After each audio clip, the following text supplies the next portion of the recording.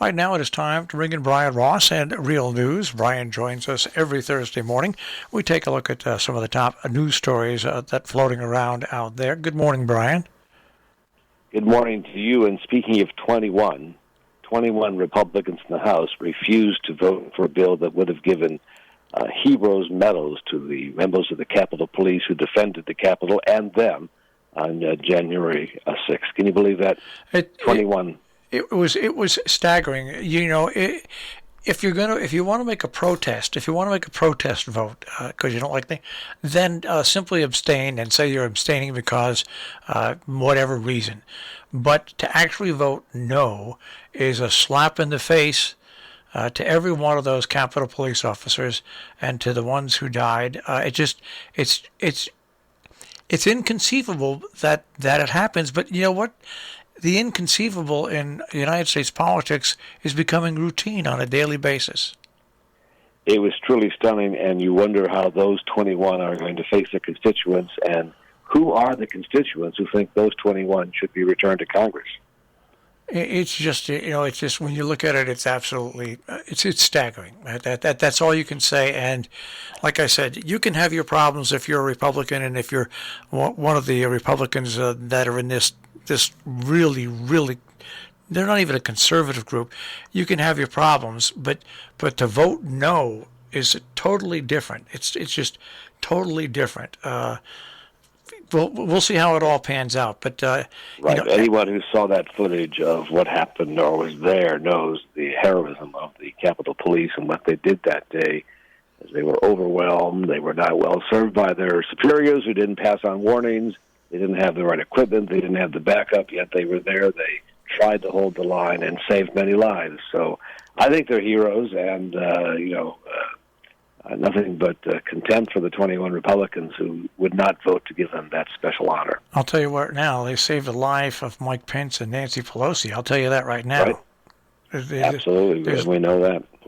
Yeah. And, Marshall, speaking of 21, I was just reading in Political this morning, there are now 21 members of the Senate who have come together in the center to support an infrastructure bill that they have sent to the White House, and there's some growing optimism, and perhaps there is a compromise solution to be had.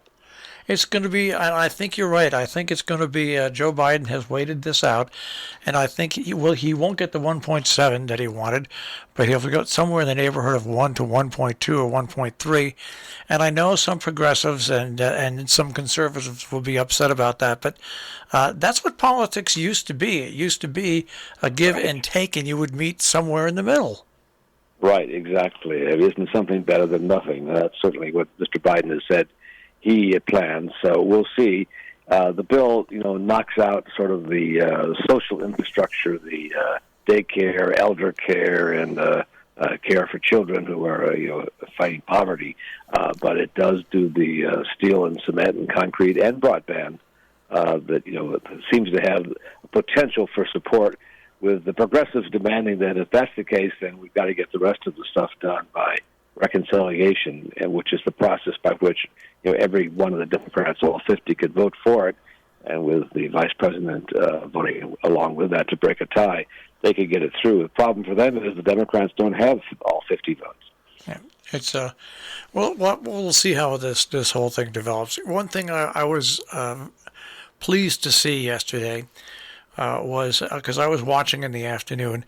Joe Biden lost his temper after his press conference with a question asked by a reporter and made a wise-ass remark. But later, before he got on the plane, before he got on Air Force One, he came over and publicly apologized for being a wise guy. And you know what? Yeah. What if ever you want to see what makes a difference in acting presidential and not acting presidential, it was right there on display. I couldn't agree more, and it was an excellent question by Caitlin Collins to begin with from CNN. And I think he showed not so much anger, but frustration. He was not saying he trusted Vladimir Putin at all, and he sort of, he shut off there. And as you say, who then sort of acknowledge and apologize for something he said, was so good to see. And it's sort of, that's what a leader does. That's what a leader does, something we've we've missed for many years.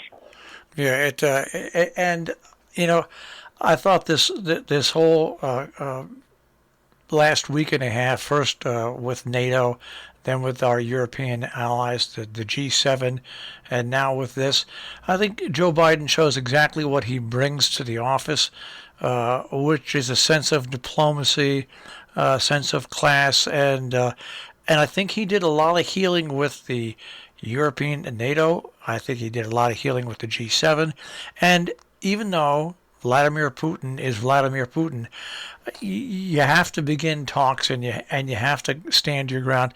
I think he had a very, very good week. I think so too, but those watching Fox News would be told otherwise. They're calling it an unmitigated disaster. Former President Trump went on Sean Hannity to talk about that we gave everything away to the Russians, the U.S. got nothing. I don't think that comports with the facts, but of course there's very little about those two hosts that does comport with the facts. And I was amused to see that the former president appeared with Sean Hannity on the phone in a rambling discourse in which he decided this was the time to, again, attack windmills. For some reason, he decided this was the right time, and he started saying that windmills kill everything, which is not true, but a view he's held ever since they decided to put windmills outside his golf course in Scotland, which he tried to stop. But it was just a comparison between what we saw with Joe Biden in Geneva and Donald Trump on the phone from New Jersey. Now, even though we would tend to look at our news as, and we tend to think, there were some other pretty interesting news stories out there this week. First of all, the news out of North Korea. It's very rare that something like this happens where Kim Jong-un actually admitted that there's terrible food concerns and that there's big trouble on the way in North Korea. This is something no North Korean leader has ever done. Right, and it looks like he also lost about 30 or 40 pounds as well. Maybe he's suffering from a lack of food. But yes, not everything is perfect for Kim Jong-un, or perfect certainly for Vladimir Putin, as Joe Biden said yesterday. Russia is facing an economic squeeze, and other countries as well. And I think, Biden is saying we want to respect other countries, we understand them. I think he brings a lot to the table to understand that. And, the North Korean issue is one that no one's been able to solve. Let's see if the diplomacy can work there as well, maybe some food shipments. And it goes back to what we were talking about, being able to solve. Vladimir Putin is now, I think, on his fifth U.S. president since he's been the leader of Russia. And so that's a problem that's long-term not going to be solved. But what I find interesting, and I'm glad commentators are pointing this out, it's no longer the U.S. and Russia. It's the U.S., China, and Russia. It's those triangles of nations which now really force the movement of politics and events in the world today. You're right about that, and there's never been a more important time for the U.S. to cultivate its allies in Europe and in Asia and elsewhere, as opposed to the Trump policy of antagonizing our allies. And I think, short of what Fox News has said, I think Mr. Biden is getting some well-deserved plaudits for his performance on foreign policy. And now he comes back to Washington to figure out what he can do on with the Republicans and the Democrats in Congress. Now let's go back to the United States. I thought it was kind of cool what Governor Cuomo did in New York the other day, setting off fireworks in all the major cities, surprising some people that actually didn't know they were coming, to celebrate the fact that New York has reached 70% of vaccination rate, and just about all the COVID regulations are knocked out. I think that was fantastic. It came out as a surprise. I think actually Connecticut has even a better vaccination rate than New York. And I guess around here we're feeling like it's back to normal. Well, we're heading in that direction anyway. And speaking about COVID-19 in New York, Morgan Stanley has given an ultimatum to their employees. Guess what? You're going to come back to the work in the city, in the office by the fall, or else you'll be looking for a new job. That's right. If you can go out to eat at a New York restaurant, you can come to the office. The places that I've my TV and radio homes down in the city are not quite ready to do that. They're expanding and building, and ought to talk about 3-day weeks in the office and 2 at home. And we're looking at it short of people like you and me, Marshall, or always on. We don't have to necessarily follow that, but for many people, it could be 3 days at home and 2 days at home and 3 days at the office. It's kind of a new way of doing business. I think many people found they liked it during the pandemic and could become a permanent fixture of their workplace. Well, I think what we're lucky here, Brian, is that we've been involved in things our whole lives that isn't like going to a job. It's part of our regular daily lifestyle. Exactly. There is no wake up and there is no 9 to 5 for us. But it is nice to see. And are you comfortable, Marshall, for instance, going to a ball game or a play at the Sharon Playhouse? Are those things that you'd be comfortable doing? Yeah, I would. The only thing that's preventing me from doing that is my pending surgery with the knees and everything. But yes, I would be very comfortable going out to the Sharon Playhouse and going indoors, going to a movie theater again, and going to a ballpark.